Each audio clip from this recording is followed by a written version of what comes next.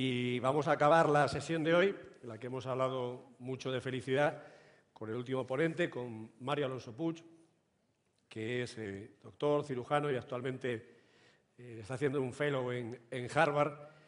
Mario, por favor, que es una persona que en muy poco tiempo se ha convertido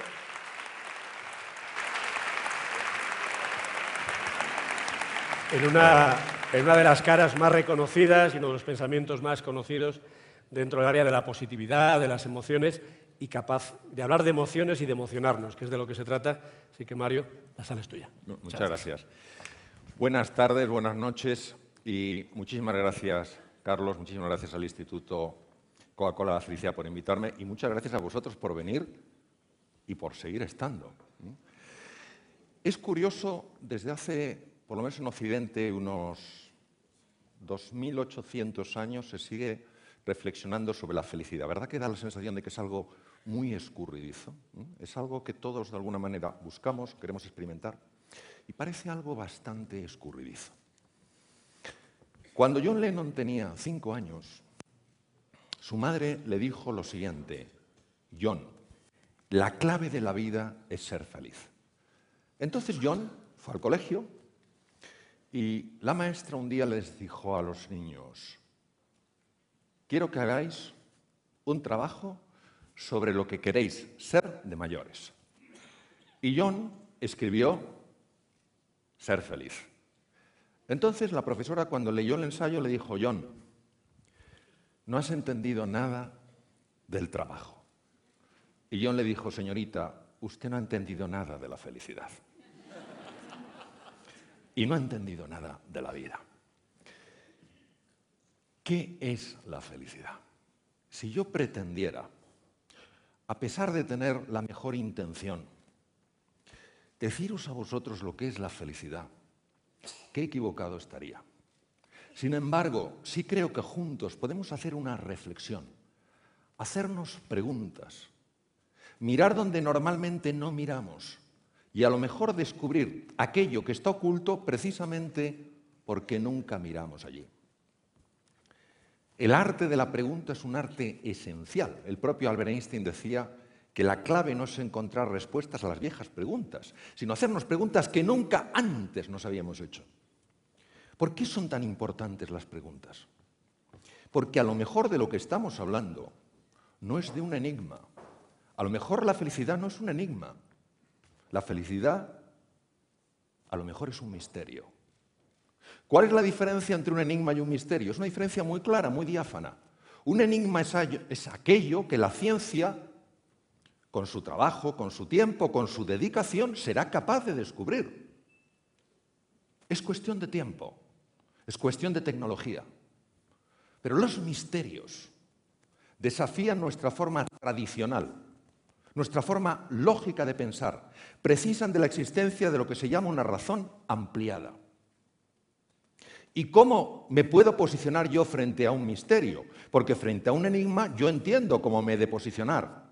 Utilizo mis tecnologías, mido, peso, calculo. Pero ¿cómo me posiciono frente a un misterio en caso de que la felicidad fuera un misterio? Pues también nos lo decía Einstein. Frente a los misterios hay que posicionarse desde el asombro, la curiosidad y la humildad. Porque los misterios no se descubren, los misterios se desvelan. Por tanto, si la felicidad fuera un misterio y no un enigma, nosotros lo único que podemos hacer es ponernos en unas condiciones adecuadas para que ese misterio, esa felicidad, se desvele ante nosotros y podamos experimentarla. Estoy convencido, tengo la certeza plena de que a lo largo de estos 2 días, todos los que estamos aquí, todas aquellas personas que aunque físicamente no están aquí, para nosotros están aquí, junto a nosotros, que nos escucharán a través de medios de comunicación, que leerán cosas nuestras a través de las redes sociales. Estoy convencido que todos vamos a salir de aquí con una idea más clara, con una idea más luminosa de eso que es la felicidad. No un destino, no un lugar al que ir, sino una forma de vivir, un camino que recorrer, una forma de ser y de estar en el mundo. Pero dado que el ser humano es un ser que tiene tantos planos que no se pueden separar, pero sí distinguir, es importante recordar el peso del lenguaje. Ya lo dijo el gran filósofo austriaco Ludwig Wittgenstein: los límites de mi lenguaje son los límites de mi mundo. Eso quiere decir que tenemos que diferenciar, porque cuando tú diferencias y tú distingues, tú ves con más claridad. Y no podemos hablar y confundir dos términos que son diferentes en su naturaleza. Una cosa es el bienestar subjetivo, se ha hablado aquí con gran elocuencia y con gran belleza, aquello que colma los sentidos. Yo veo algo bonito y colma mi vista, me tomo una comida rica y colma mi gusto. Pero la felicidad no es lo que colma los sentidos, es lo que colma el corazón. ¿Están conectados? Seguro que sí. También son diferentes. Y por eso nosotros vamos a abordar aquí no el concepto de bienestar subjetivo, sino un concepto mucho más desafiante: el de la felicidad. ¿Qué es? ¿Qué podría ser para cada uno de nosotros? ¿Cómo se experimenta? ¿Cómo puede uno ponerse en una situación adecuada para que ese misterio, en caso de que lo fuera, se desvelara? Y va a venir en nuestra ayuda un filósofo, curiosamente un filósofo que mi querido y admirado Juan Luis Arzuaga ha mencionado hoy. Un filósofo del siglo XVIII, el último ilustrado. Immanuel Kant. La obra por la que es especialmente conocido es Crítica de la razón pura. Y Kant hace 3 preguntas de excepcional hondura. Es cierto que no las contesta plenamente, contesta desde su punto de vista, pero solo las 3 preguntas tienen tanto peso, tienen tanta fuerza, tanto calado, son una invitación tan hermosa para que nosotros, cada uno de nosotros, reflexionemos y busquemos una solución. Primera pregunta: ¿qué es lo que puedo conocer? ¿Puedo conocer yo solo las realidades materiales? Aquellas que captan mis sentidos, la vista, el oído, el gusto, el tacto. ¿O soy capaz también de captar realidades suprasensibles? Aquello que no es de carácter material, sino espiritual. Eso es lo que significa la palabra espiritual, aquello que no es material. Por supuesto, no utilizando los sentidos, sino utilizando la razón ampliada, la capacidad del intelecto, para descubrir la verdad oculta en las cosas. Fijaros que alcance pregunta: ¿qué es lo que yo puedo conocer? La segunda pregunta de Immanuel Kant es: ¿qué es lo que he de hacer? De aquí nace toda la ética. ¿Hay formas de hacer que nos generen una mayor experiencia de felicidad? ¿Hay formas de actuar que nos alejen de esa experiencia del ser feliz? Y la tercera pregunta es: ¿qué puedo esperar? ¿Es la muerte el final? ¿Es un velo a otra dimensión? De aquí nace la religión, cuya raíz es religare, unir lo que en un momento se separó. Pero fijaros, siendo potentes estas 3 preguntas, la clave es la cuarta. La cuarta no la encontramos en la Crítica de la razón pura, tampoco en la Crítica de la razón práctica, su tratado de ética con su imperativo categórico. Lo encontramos en un tratado de lógica y tiene todo el sentido del mundo. ¿Cuál es el ser que se hace esa pregunta? Porque no tenemos la sensación de que los animales, con toda la dignidad y toda la hermosura que tienen, se hagan esa pregunta. ¿Qué ser se hace esa pregunta? De aquí nace toda una antropología, una visión de la persona. Los seres humanos, los que estamos aquí, los que no están aquí y están con nosotros. ¿Qué somos nosotros?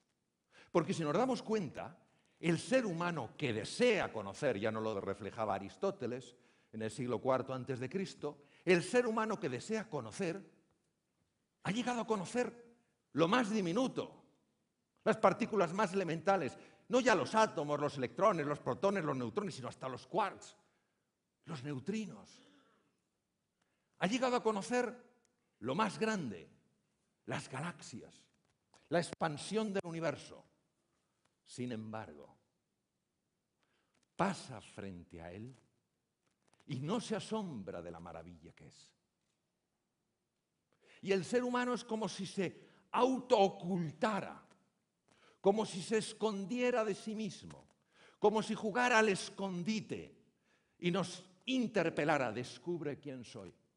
Porque veréis, si solo hablamos de la felicidad cuando estamos calentitos, cuando comemos bien, cuando tenemos trabajo, cuando ganamos una cierta cantidad de dinero, cuando tenemos un cierto prestigio, no estamos hablando de felicidad. Hay que entender la felicidad cuando el bienestar subjetivo desaparece. Por supuesto que también la felicidad tiene una conexión con el bienestar subjetivo. No es un dilema, no es lo uno o lo otro, sino un contraste, lo uno y lo otro. Hay que entender la felicidad cuando aparecen los tres grandes oponentes del ser humano. El mal, tanto el mal físico como privación de un bien necesario. La ceguera es un mal físico porque es la privación de la visión, como el mal moral, la injusticia, la violencia, el daño de esas personas que son tus hermanos, en presencia de la muerte y en presencia del sufrimiento.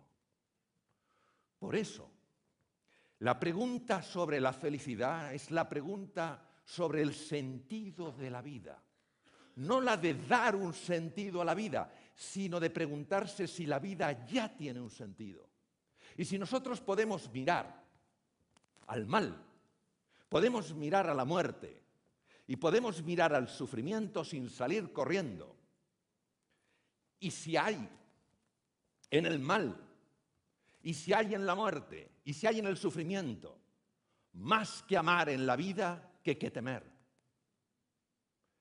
Y si merece la pena vivir a pesar de que la vida, muchas veces, para muchas personas, es un verdadero drama existencial. Y por eso os voy a contar una pequeña historia, porque esta sencilla historia ilustra muchísimo sobre la grandeza que el ser humano puede aflorar en presencia de estos tres grandes oponentes. Porque veréis, solo hay un antídoto para el miedo, y es el amor. El amor a un proyecto, el amor a una idea, el amor a un recuerdo. Qué maravillosas las palabras de Gabriel Marcel.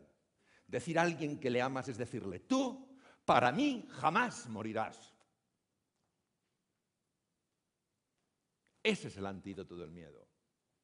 Y os voy a contar una historia para que veamos que la felicidad está tan cerca y a la vez tan lejos. Había dos enfermos que habían sido ingresados en la misma habitación. Uno de ellos estaba en la cama junto a la puerta y el otro en la cama junto a la ventana. El hombre que estaba junto a la puerta no se podía mover. Su condición médica evitaba, impedía que los profesionales sanitarios le levantaran. El enfermo que estaba junto a la ventana era levantado 2 veces al día y se sentaba en una silla junto a la ventana. Un día, el enfermo que no se podía mover, el que estaba junto a la puerta, le dijo a su compañero de habitación, se me hace tan duro estar aquí, encerrado en estas 4 paredes, ya no puedo más. Tú que tienes la fortuna de estar junto a la ventana, dime qué ves. Y el otro le dijo, claro que sí. Mira, desde aquí se ve un parque precioso. Está lleno de árboles. Hay un montón de pájaros. son pájaros negros, yo creo que son mirlos. Veo un montón de niños jugando, claro, al balón. Y hay un estanque y veo unos barquitos, gente por ahí jugando, parejas de novios, en todos los parques los hay. Ese relato hacía que el enfermo que estaba junto a la puerta tuviera esos instantes de paz, de serenidad, de esperanza y de ilusión. Pero un día, el enfermo que estaba junto a la ventana murió. Y con gran tristeza su compañero de habitación vio cómo se lo llevaban. Poco tiempo después ingresaron a otro enfermo. Ese enfermo se asomó a la ventana y el hombre que estaba junto a la puerta le dijo: amigo, apenas te conozco, pero ¿sabes qué? Antes que tú había otra persona, ya no está. Y todos los días me contaba lo que veía por la ventana. Y no sabes lo que eso me ayudaba. Si tú también me pudieras decir qué es lo que ves, dime qué ves. El otro enfermo miró y le contestó sorprendido: no lo entiendo. Desde aquí solo se ve un muro.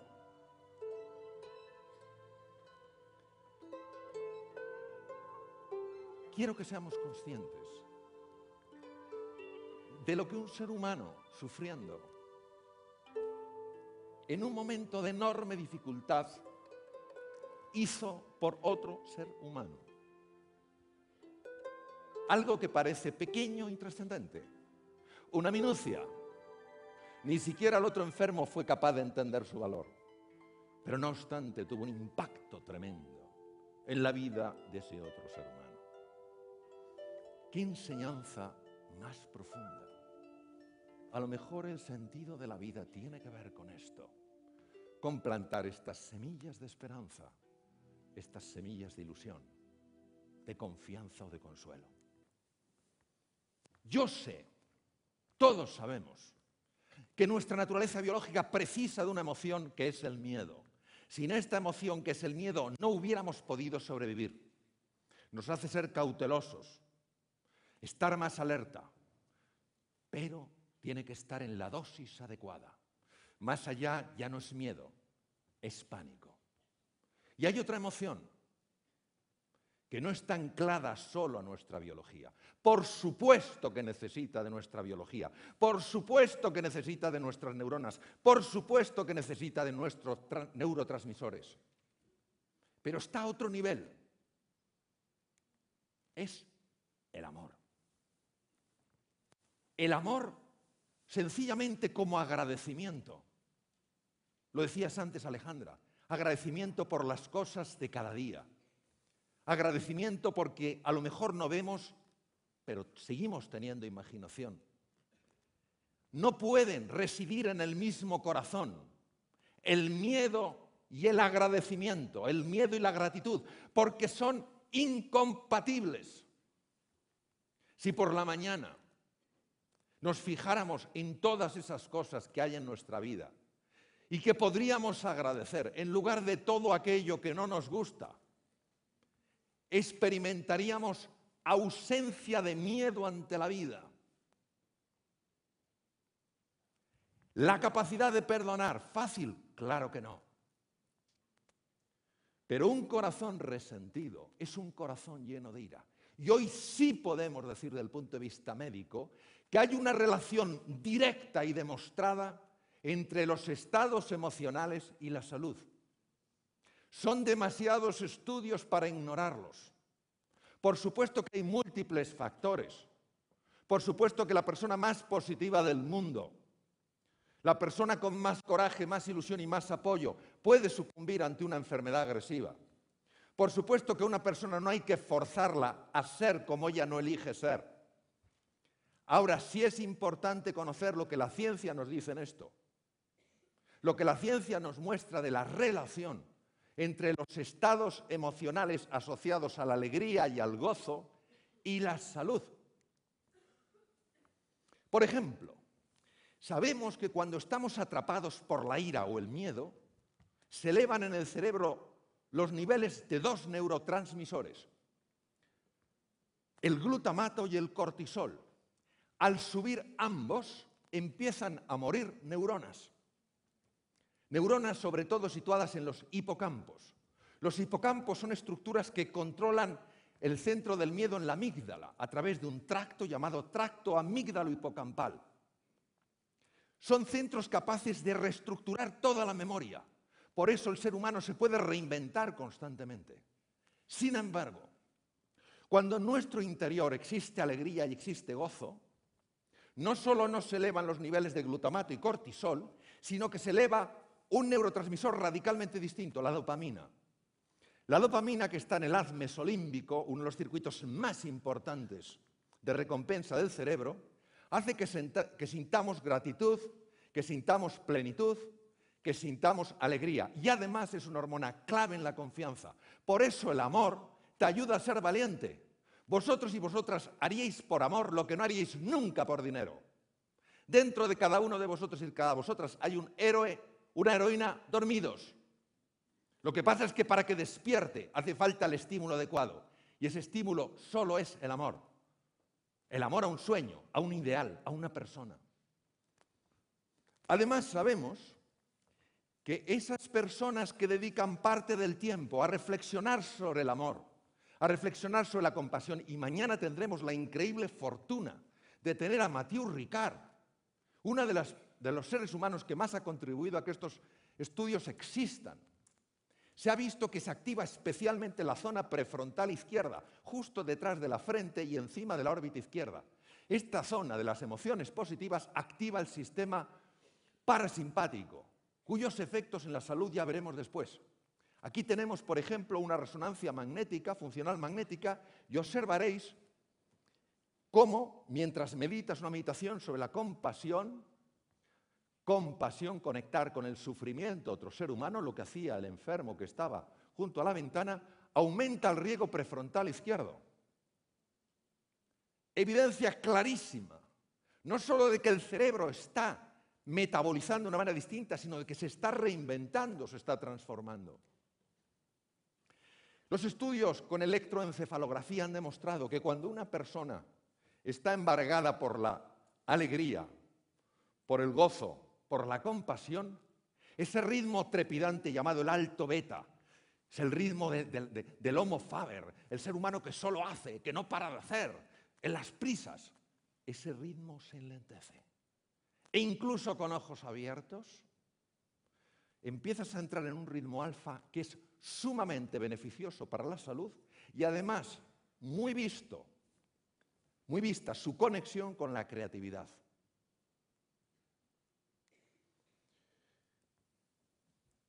Hay dos sistemas que trabajan por debajo de la consciencia. En su conjunto se denominan sistema nervioso vegetativo o autonómico y tiene dos brazos, dos ramas. El sistema nervioso simpático y el sistema nervioso parasimpático. Nunca actúan de manera aislada, siempre actúan intentando equilibrarse. Cuando el sistema que predomina es el sistema nervioso simpático, es cuando nosotros nos vemos en situaciones donde tenemos que sacar un montón de energía porque hay un peligro o porque hay un desafío importante. Cuando se activa fundamentalmente el sistema nervioso parasimpático, es momento de recuperación. El ideal sería que activáramos solo el sistema nervioso simpático cuando tenemos que estar en alerta o en alarma, porque gasta mucha energía y deteriora mucho la salud tenerlo de forma sostenida activado. Sin embargo, sabemos que cuando somos presas de la ira, del resentimiento, de ese nihilismo, de esa falta de sentido en la vida, de este pensar que solo somos, no sé, materia. Cuando eso genera desesperanza, que no tiene por qué hacerlo, afecta al sistema cardiovascular. Las situaciones de desesperanza, de ira y de miedo sostenidos en el tiempo producen un aumento del trabajo cardíaco, pueden producir cambios en el ritmo cardíaco hipertensión arterial, aumento del colesterol y de los triglicéridos. Ver cómo sí que afectan las emociones al aparato circulatorio.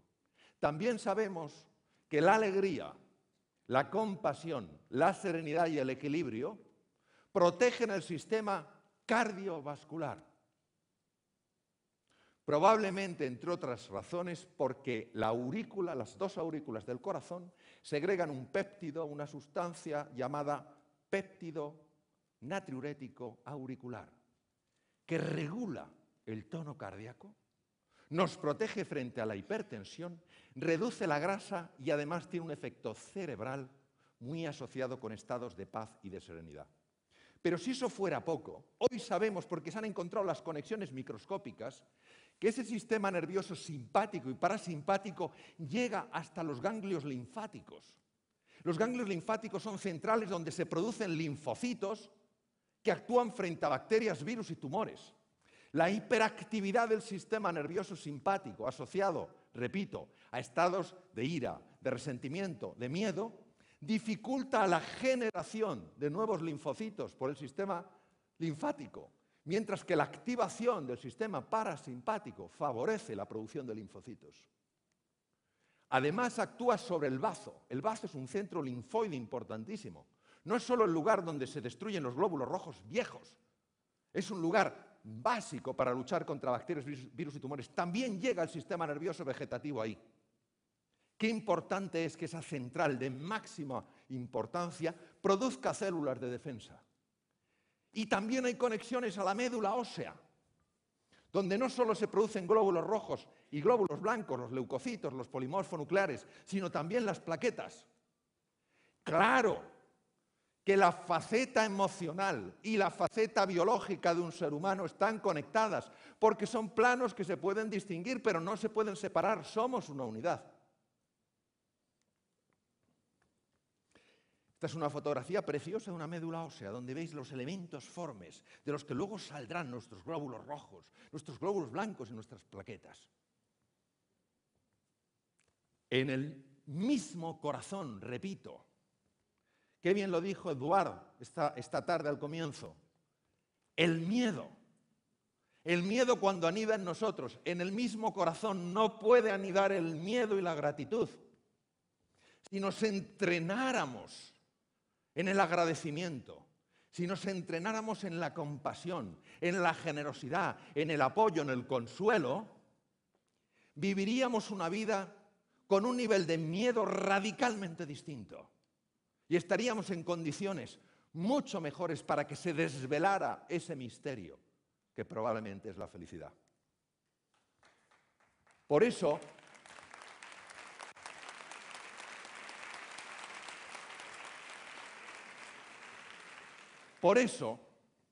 al final, Jean-Paul Sartre, existencialista francés, premio Nobel, ya hemos escuchado un comentario dentro de muchos comentarios que él hizo y que no le merecieron gran afecto, no porque potenciara la individualidad, sino el individualismo.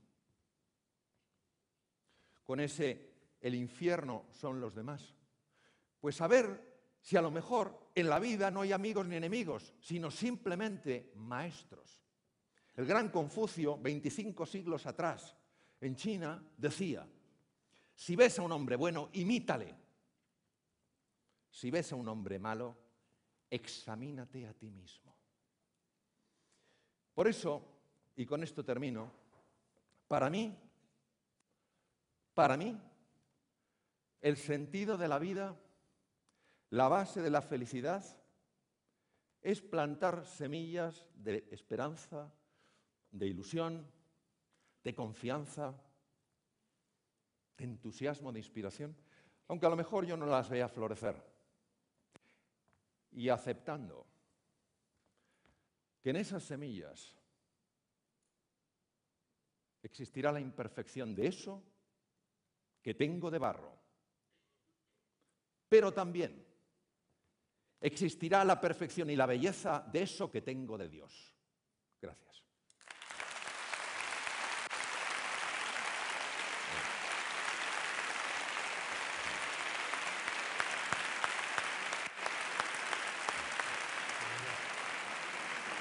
Fantástico.